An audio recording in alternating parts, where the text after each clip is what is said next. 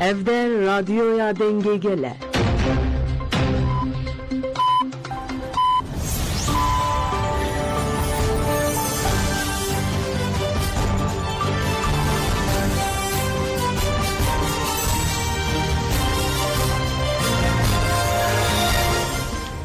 Jnavendam çan radyo denge gelden başkodarin heja irududu çile 2025 benşen Brüksel'e saat 8 lamedede.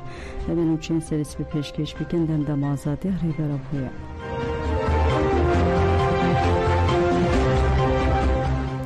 Devlet Türkiye'de girkerli zahoy do vasayit bombabaran kerli gurin uçer rojnifse 2 saatin derengi aşeveyde. Balafrek ve mürüvü biçeka Devlet Türkiye'de girkerli günde a ve yasel bajaru ke patıfa yalı sinur zaho ve do vasayitin Malatyan bombabaran ker.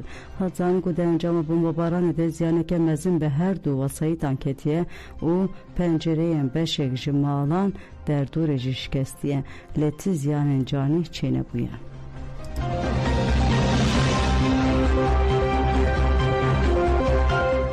Dergir keren günde ay İsa u gire sipi toparan kerin. De guri agayın kuatine bides xıstin artış atırka dergir ker uçeteyin ve derengi aşevi günde el beramil el roşlatı navin da bajare ay İsa'yı bu suçeken giren toparan kerin.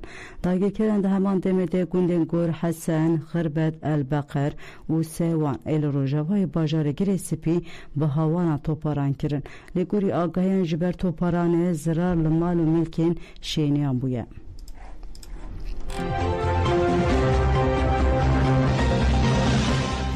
Erişin Devlet Türkiye'de girker le Karakozaki berdevam dike çetin artışa Milliya Suriye yengiriday Devlet Türkiye'de girker le günde hoşeriye yenezi Karakozaki bici bune günde be hüze yeli başure kubani u derdura Karakozaki bomba baran kiriye hadzani ku de eriş edeceği sivilan hatiye hedef kirin.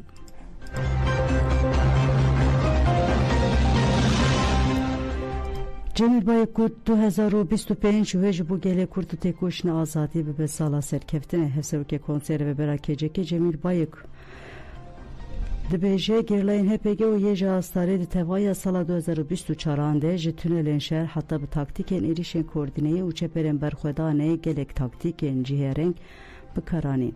Li Zap Metina avaşên xwe Kurkê berxwedana herî mezina dîroka gerî li hate meşandin. Devleta Türk dibêje me kilîd girtine ev dereweke mezine û gotinek psikolojike artêşa Tirkiye'de irticalê li qadên şer nek geriye inisiyatîfê bi dest bixe. İnisiyatîfa şer timê di destê gerî lateye.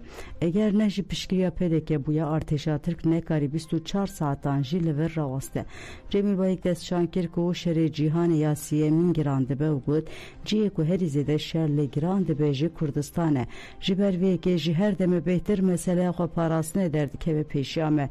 Ji bo ve jî divê li her qada jiyanê têkoşîna birêxistinî hebe. Bêguman parastina civakê beriya her tiştî wazîfeya ciwanan e. Çawa ku ciwanên Kurdistanê dema bihorî yekîniya gerîla û artêşa gerîla bi pêş ve bir û bi rola dîrokî lîst îro ji bi pêşvebirina xwe parastinê divê berpirsyariya xwe ya dîrokî bi cih bîne.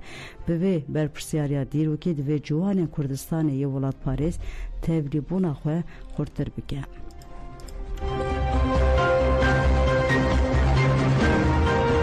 Çalıkmanın nöbet azadiye de salanu de banga tekoşine kerem peşekte inisiyatifa jrebe rapore azadi be armanca rakirna tecdal serbe rapo u misu gerkirna azadiye u ya fiziki 25 Haziran 2012 ve çalakya nöbet azadiye le bajare Strasbourg Fransa'ya teli darxistin.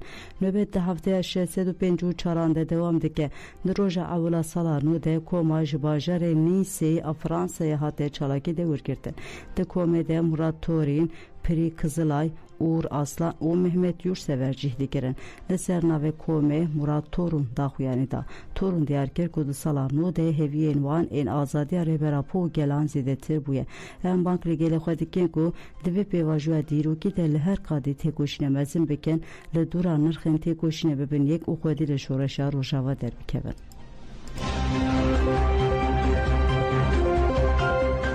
قصد دیمن خستنا بایرکتاری و شاناوند راگی هندون چپمنی هزین سوریه دموکراتیک قصد دیمن خستنا بالا فرابه امرو Bayraktar TB dو شان او درباره و دداخویان یکتا دداخویانی دو هات کوتن ev balafırın bemro ku devleta Türkiye'de girkerli diji gelme ve hezelme derecehiya salem bori de konkuji pekarne ve aleveke sereke ya erişen devleta Türkiye metinger bun devben hedefa hezelme ama bir tevahi re ve rebazanlı guri derfetin ku hezelme bir peş kısmı van balafıra bakın.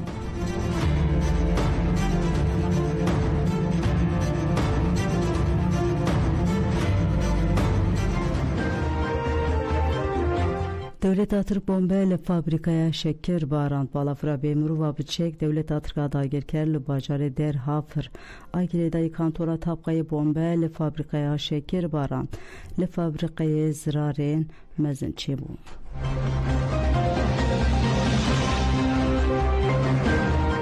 Şervanên jin Êmêrsa Leşkeriya Serêkaniyê dagirkeran xistir navenda ragihandûn û çepemiyên yekînên parastina jin yê pêjê bi daxuyanekê ragihand ku şervanên jin Êmêrsa Leşkeriya Serêkaniyê li hemberî êrişên dagirkeriya Devleta Tirkiye dagirker di çarçoya behsîdayînê de çalakî li dar xistin. Yê pêjanî ziman ku şervanan ev çalakî ji bo bîranîn û tolhildana şehîdên berxweda Qereqozaq û tiştînê pêkaniye. Yê pêjê diyar kir ku di vê çalakiyê de pergala radarê ya li ber barêgeha Devleta Tirkiye dagirker a li gundê Menax a Serêkaniyê bi temamî hatiye rûxandin û got li gundê em Elkêf a Girêdayî Tiltem Mirê yê kantona Cizrê jî çeteyeke dagirkeriya Tirk ji hêla şervanên jin ve bi çalakiyeke sekvaniyê hatiye kuştin.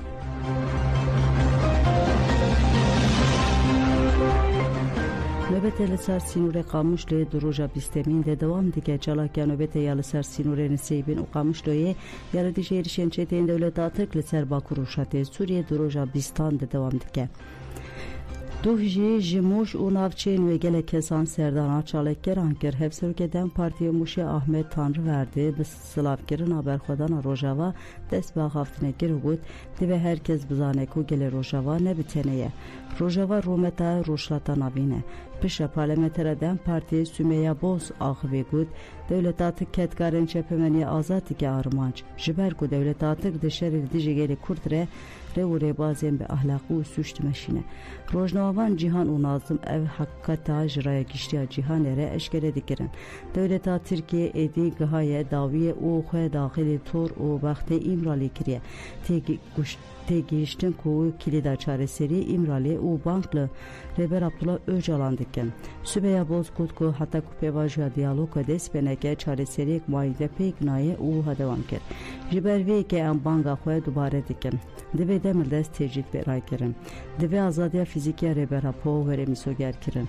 Ji bo wê jî divê gavên şember bên avêtin û pirsgirêka Kurd biriyên demokratîk were çareser kirin.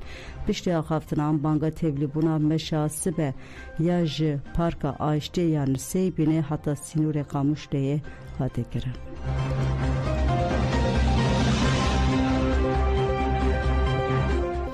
İranê welatiyê Kurd a bi navê İrfan İrfanî şehîd kirin. Kolber nivîse ragihand ku welatiyeke Kurd de encama gulêbarana rast ya hêzên Devleta Îranê de hatiye şehîd kirin.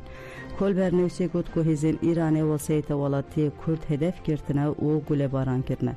Wesayê jî qelebiye û ajokarê wesayetê İrfan İrfanî jiyana xwe ji dest daye. İrfan İrfanî sû heşt salê û yek jî niştecihê bajarê Seqisê.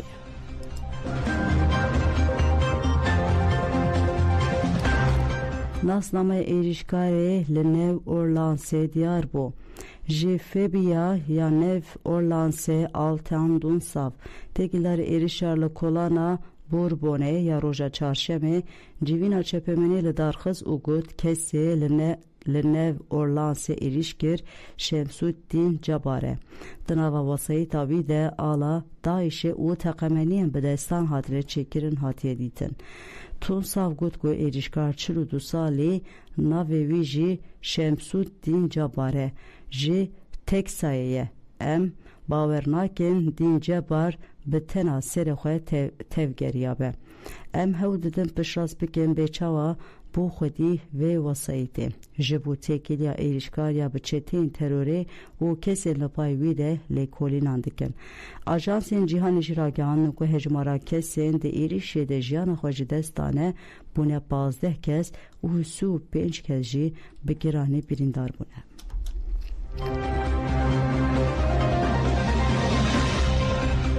بله گودن جمعه چین سرسی و پیشکش کرد آنا خاطر ودن باشه.